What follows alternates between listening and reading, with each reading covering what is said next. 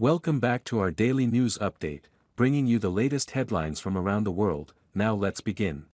Elderly woman NYC Mayor Adams compared to plantation owner escaped Nazi regime with family. "I didn't have a microphone," she said.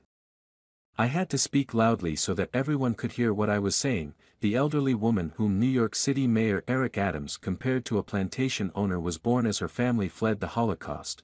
A Thursday New York Times report revealed that housing activist Jeannie Dubno, who was berated by Adams in a racial attack for questioning him about the Big Apple's back-to-back rent increases, fled during the Holocaust to New York City with her family. Dubno, a molecular biologist, told reporters of her family's journey fleeing Nazi Germany just before she was born and accused Adams of deflecting from her question because he did not have an answer.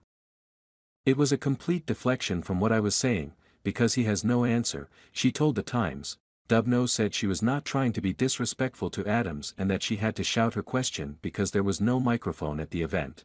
"I didn't have a microphone," she said. "I had to speak loudly so that everyone could hear what I was saying." Fox News Digital asked Adams' office for comment on the Times report and whether the mayor believed it was appropriate to make racial attacks on people asking questions about his policies. Adams spokesperson Fabian Levy told Fox News Digital that the community conversations were created as a space where we could discuss different issues. "That's why the mayor asked this individual to stand up, so she could speak her mind," Levy said.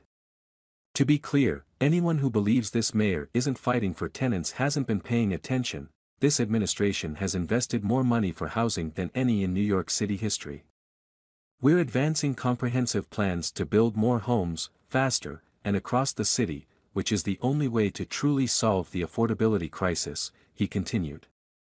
"And we've invested in efforts to protect tenants from eviction and expanded rental assistance.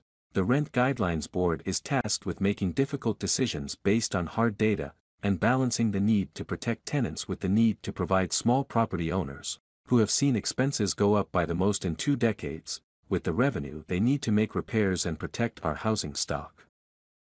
Levy added, Adams' attack on Dubno came after the housing activist interjected during his comments at a community conversation town hall in Manhattan. Dubno had interrupted his remarks and accused the mayor of raising New York City rent and supporting increases. "If you are going to ask a question, don't point at me and don't be disrespectful to me," Adams told the woman. "I'm the mayor of the city. Treat me with the respect I deserve to be treated. I'm speaking to you as an adult. Don't stand in front like you treating someone that's on the plantation that you own. Give me the respect I deserve and engage in the conversation up here in Washington Heights. Treat me with the same level of respect I treat you." Adams continued. "So, don't be pointing at me, don't be disrespectful to me. Speak with me as an adult because I'm a grown man. I walked into this room as a grown man, and I'll walk out of this room as a grown man. I answered your question." Following his response to the woman, audience members and city officials briefly applauded Adams. The mayor's fierce comments came moments after his initial response to the woman. He noted that he owns a 3-family home in Brooklyn but has never increased the rent on his tenants. Adams also sidestepped blame for rent increases, saying the New York City Rent Guidelines Board makes those decisions. "I think it was a 3% recommendation," he said. "I don't control the board. I make appointments. They made the decision." On June 21, the Rent Guidelines Board announced recommendations paving the way for landlords to increase rents by 3% this year. The move impacts more than 1 million rent-stabilized apartments in the city. Following the announcement, Adams commended the board's decision.